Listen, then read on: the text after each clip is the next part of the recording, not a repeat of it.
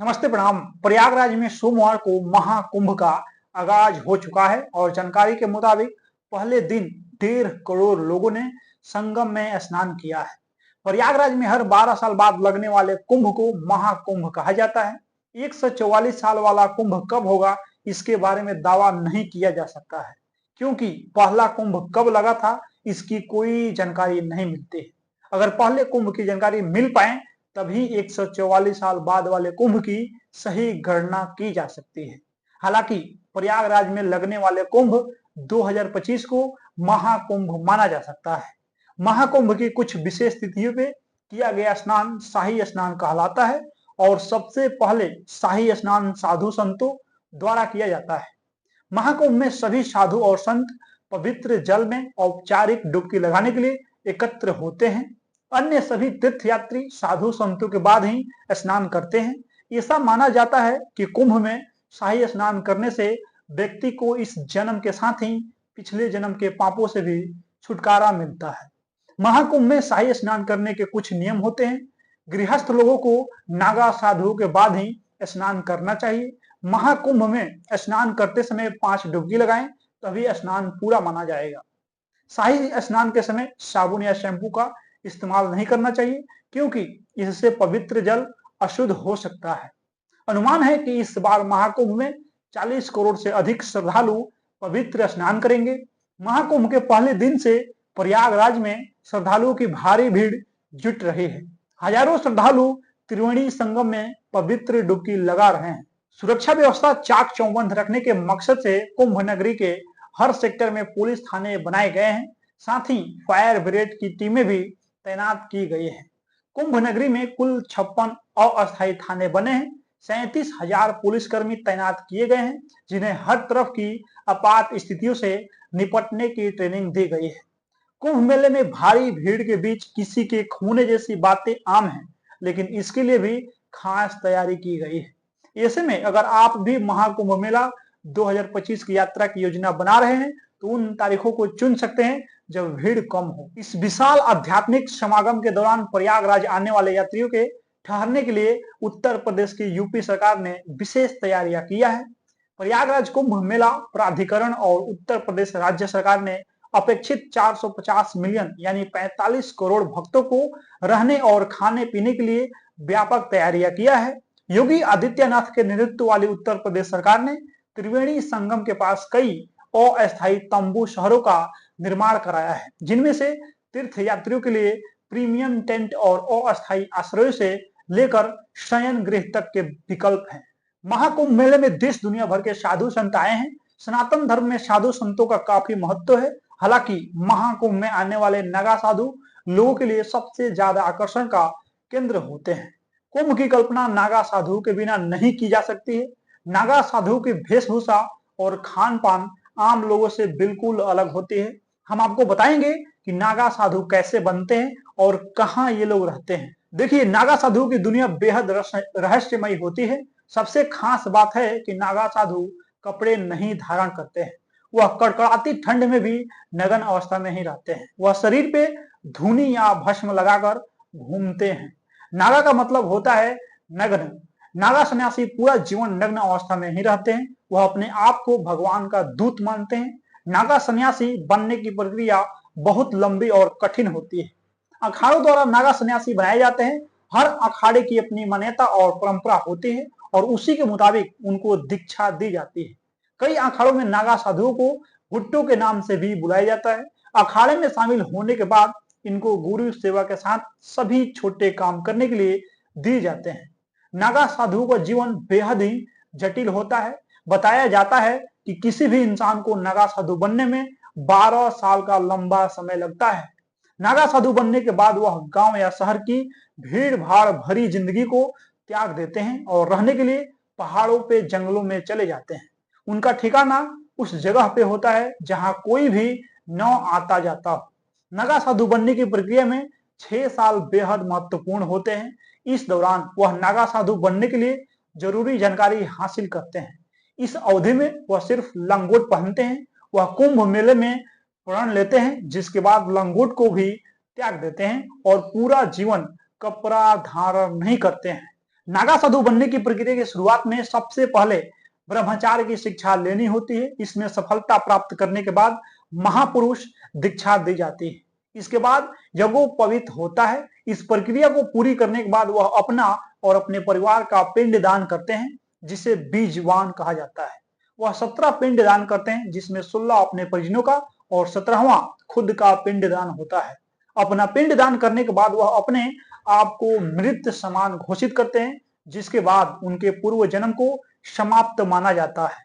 पिंडदान के बाद वह जनेऊ गोत्र समेत उनके पूर्व जन्म की सारी निशानियां मिटा दी जाती है। इसके कारण नागा साधुओं के लिए सांसारिक जीवन का कोई महत्व नहीं होता है। नागा सन्यासी अपने समुदाय को ही अपना परिवार मानते हैं। वह कुटिया बनाकर रहते हैं और इनकी कोई विशेष जगह और घर नहीं होता है।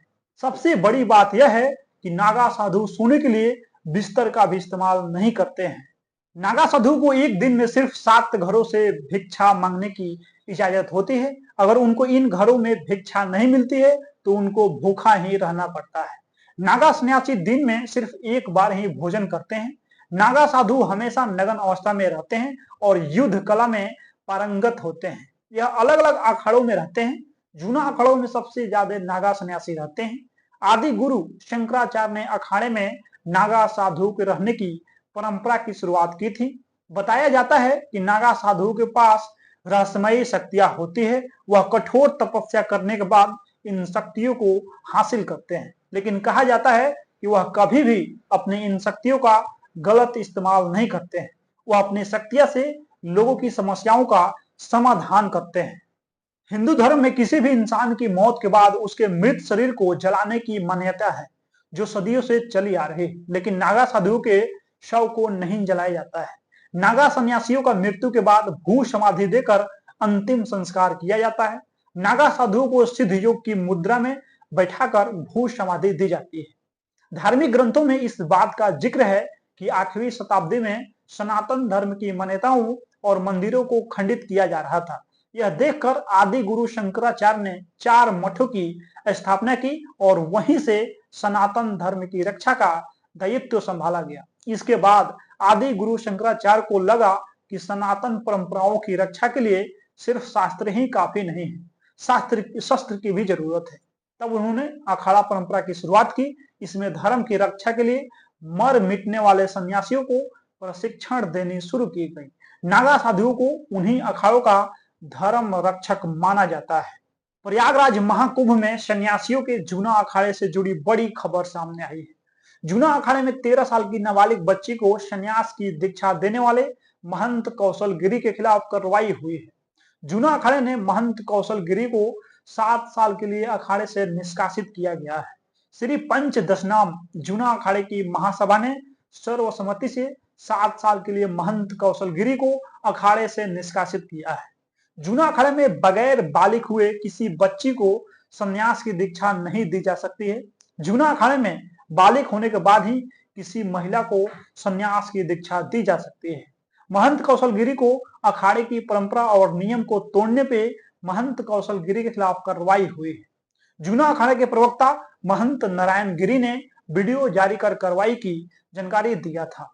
महंत कौशल गिरी ने 2 दिन पहले ही आगरा के रहने वाली 13 साल की राखी सिंह को संन्यास की दीक्षा दी थी।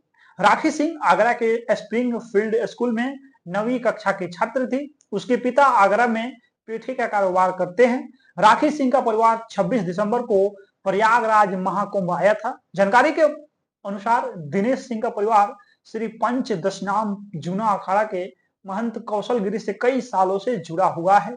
पिता संदीप सिंह ने महाकुंभ में अपनी बेटी राखी को महंत कौशल गिरी को दान कर दिया था। संन्यास की दीक्षा देने के बाद राखी सिंह को गौरी गिरी नाम दिया गया था।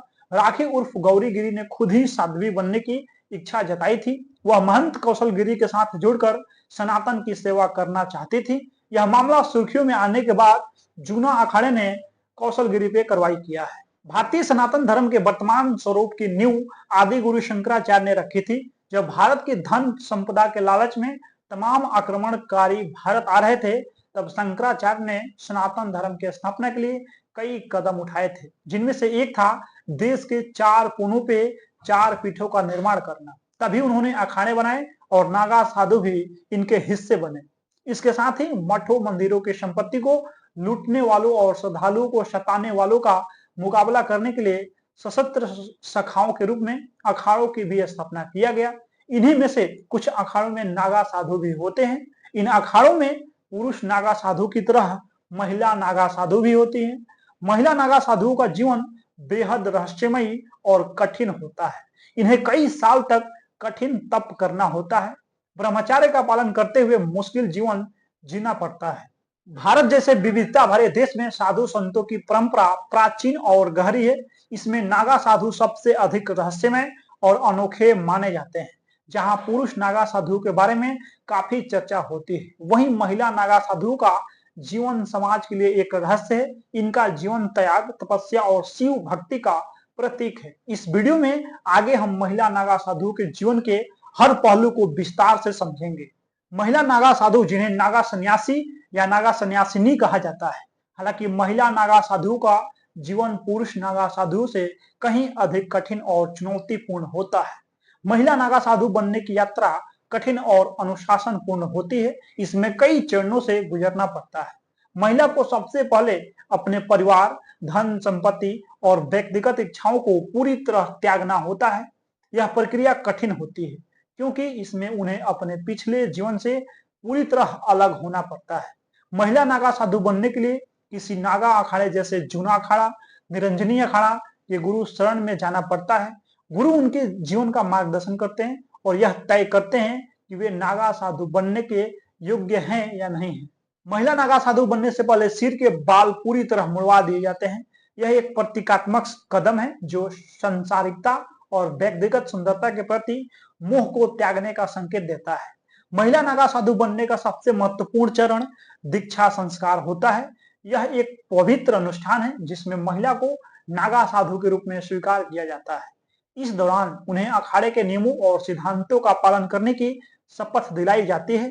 दीक्षा के बाद महिला साधु को अखाड़े का पूर्व सदस्य माना जाता है। यहाँ से उनका जीवन एक महिला नागा साधु के रूप में शुरू होता है।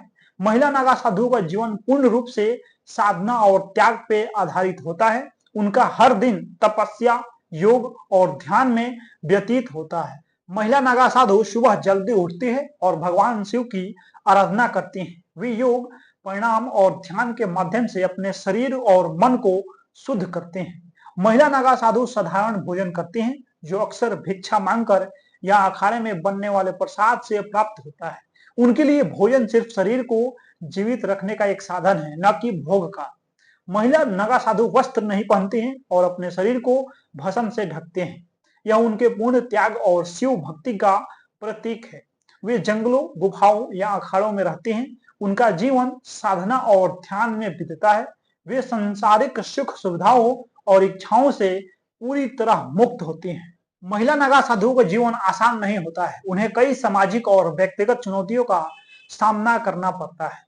समाज में महिला नागा साधुओं को लेकर कई पूर्वाग्रह और गलतफहमियां हैं। कई बार लोग उनके त्याग और तपस्या को समझ नहीं पाते हैं और उन्हें संदेह की नजर से देखते हैं। महिला नागा साधुओं के लिए जंगलों और मेलों में सुरक्षा एक बड़ा मुद्दा होता है। उनके नग्न रहने के कारण उन्हें समाज में कई तरह की आलोचनाओं और परेशानियों का सामना करना पड़ता है। पुरुष नागा साधुओं की तुलना में महिलाओं को समान अधिकार और सम्मान पाने के लिए अधिक संघर्ष करना पड़ता है। कुंभ मेला महिला नागा साधुओं के जीवन का एक महत्वपूर्ण हिस्सा है। यह आयोजन हर 12 साल में होता है, जहां नागा साधु और साध्वियां संगम में पवित्र डुबकी लगाते हैं।